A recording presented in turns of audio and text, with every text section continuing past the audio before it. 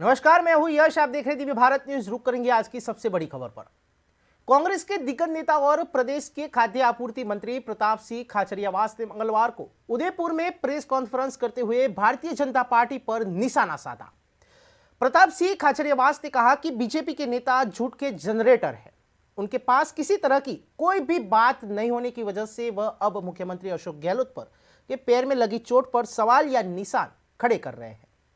उन्होंने भारतीय जनता पार्टी के नेताओं को चैलेंज किया कि एक बार बीजेपी प्रदेश अध्यक्ष सीपी जोशी, राजेंद्र राठौर और केंद्रीय मंत्री गजेंद्र सिंह शेखावत एक साथ मिलकर आ जाए और मुख्यमंत्री अशोक गहलोत सभी को अपनी चोट दिखाकर उन्हें संतुष्ट कर देंगे। खाचरियावास ने बांसवाड़ा में मानगढ़ धाम पर होने वाली राहुल गांधी की सभा को लेकर कहा कि संसद में उनके संसदीय बहाल होने के बाद पहली बार वह राजस्थान आ रहे हैं। उसे पूरी तरह से भाजपा डरी हुई है और उससे वोट लेना चाहते हैं। बीजेपी इस बार कितना भी कर ले, लेकिन हमें पक्की उम्मीद है कि राजस्थान की जनता हमारा जो पब्लिक वेलफेयर का मॉडल है, हमारा जो डेवलपमेंट का मॉडल है, हमारा जो काम है, उस काम के आधार पर हमारा साथ देगी और एक बार फिर राजस्थान में कांग्रेस की सरकार बनेगी। कल मानगढ़ धाम में राहुल गांधी जी की जो आदिवासी दिवस पर वो आ रहे हैं, इस दौरान आप जानते हैं राहुल गांधी जी का पहला ये दौरा राजस्थान का हो रहा है। उनकी सदस्यता बहाल हो गई और सुप्रीम कोर्ट ने ये कहा कि हाई कोर्ट इतना सख्त आदेश इस स्तर पर कैसे जा सकता है।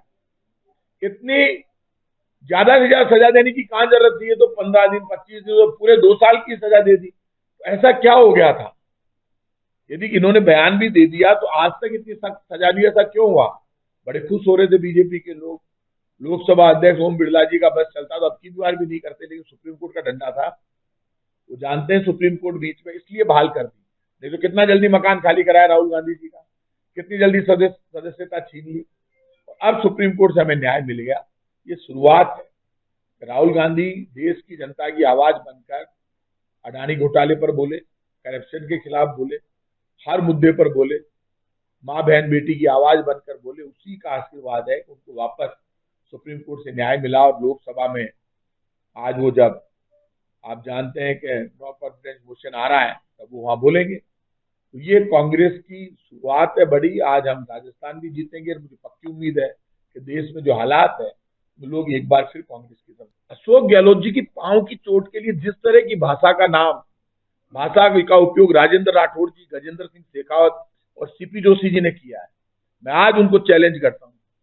तो वो जो बात कर रहे हैं ना चोट की, कि हम वहां एम्स में जांच करा लो, मैं राजेंद्र राठौड़, सीपी जोशी और उनको बुलाता हूं गजेंद्र सिंह जी को, आए, मैं लेकर जाऊंगा और डॉक्टरों को भी बुलाऊंगा, पट्टा खोल के दिखाऊंगा। वो तीनों ये कहे कि वो कान पकड़कर राजस्थान की जनता से माफी मांगेंगे और इस बात को स्वीकार करेंगे वो कि वो बीजेपी वो कोई चुनाव नहीं लड़ेंगे। माफी मांगे वो।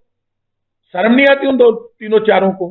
किसी व्यक्ति के चोट लग गई, जो आदमी 75 के नजदीक आ रहे हैं, 70 क्रॉस कर चुके, 73-74 साल की उम्र हो गई अशोक गहलोत जी की, 70 साल के राजेंद्र राठौड़ साहब भी हो गए, आज उनके पांव में चोट लग जाए और कोई उनकी चोट को ये चुनौती दे कि इनके तो चोट ही नहीं लगी, ये तो पाप है ना।